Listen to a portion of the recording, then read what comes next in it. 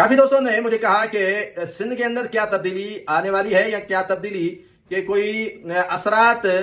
निकलना शुरू हो गए हैं या कोई तब्दीली होगी भी या नहीं होगी, जिस पर मैंने काफी दोस्तों से रब्ता किया और इस सारी सूरत हाल और सारी सिचुएशन पर उनसे गुफ्तगू की। फंक्शनल लीग के सरबराह पीर पगारों के बेटे राशिद शाह इस्लामाबाद गए, मौलाना फजल रहमान से मिले, अब्बासिया इत्तेहाद की जानिब से उनका जलसा किया गया, उससे उन्होंने खिताब किया और भी काफी मामला उन्होंने जो है वो वहां पर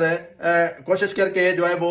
उन तक मैसेज पहुंचाने की कोशिश की जो अरबाब अख्तियार है, जिनके हाथ में सिंध का इक्तदार है। ये इक्तदार जिनके हाथ में होता है, सारी अवाम जानती है कि ये किसके हाथ में है, लेकिन वो बारिक बीनी से सारे मामला देख रहे हैं, वफा को भी देख रहे हैं, चारों सूबों की सूरत हाल को भी देख रहे हैं कि यकसर कैसे तब्दीली इन सूबों में और वफाक में लाई जाए। उस पर भी काफी जो है वो गौरखोश हो रहा है और काफी तैयारियां मुकम्मल हो चुकी हैं। लेकिन एक चीज इन तब्दीलियों के आगे रुकावट है, वो चीज है ईरान और अमेरिका का जो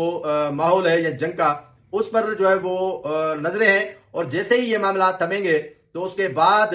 न रहेगा बांस और न रहेगी बांसुरी। ये कुर्सियां वहीं पर मौजूद रहेंगी, लेकिन इन कुर्सियों पर कोई और आकर बैठेगा। होमवर्क मुकम्मल हो चुका है, ये तसल्ली कर लें। और होमवर्क मुकम्मल होने के बाद सारे गलतियां मौजूदा हुक्मरानों के खाते में डाली जा रही हैं और डालने के बाद अब उनको कहा गया कि आपसे डिलीवर नहीं हुआ, सॉरी टू से, आप अब घर की तरफ रवाना हो जाएं या आपको जो है वो जेल के सलाखों के पीछे बानी पीटीआई की तरह डाला जाए। तो सारे सिचुएशन जो है वो इन सियासतदानों को भी पता है। बिलावल भुट्टो जरदारी ने आपने देख लिया कि वो मौलाना फजल रहमान से मिले। आजकल मौलाना फजल रहमान एक सियासी महवर बन चुके हैं और ये मुलाकातें कोई नई बात नहीं है। लेकिन जो नई बात है वो ये है कि बिलावल भुट्टो जरदारी को वालिद से दूर करने के लिए अंकलों ने हाथ रखना शुरू कर दिया है कि आपके वालिद आपकी बजाय आपकी बहन खातून अव्वल को वजीर आजम देखना चाहते हैं और आप जो है वो अपने वालिद से किनारा करें ताकि आपको इस मसनद पर जो है वो बिठाया जा सके। तो बिलावल भुट्टो जरदारी को टास्क भी दिया गया है कि 28वीं आईनी तरमीम के हवाले से काम करके दें।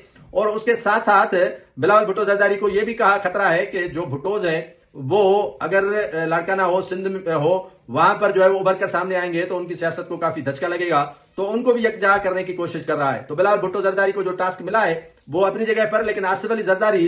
को अब कोई टास्क नहीं दिया गया है कि आप ये बात करें, आप इनसे गुफ्तगू करें, आप इनसे मामला सीधे करें। कोई उनसे न डील हो रही है, न डील उनको दी गई है कि बस बराए नाम वो बैठे हुए हैं और आगे चलकर सारे मामला जो है वो उनसे बाकी भी वापस दिए जाएंगे और हो सकता है कि सिंध के अंदर काफी तब्दीलियां आपको नजर आ जाएं।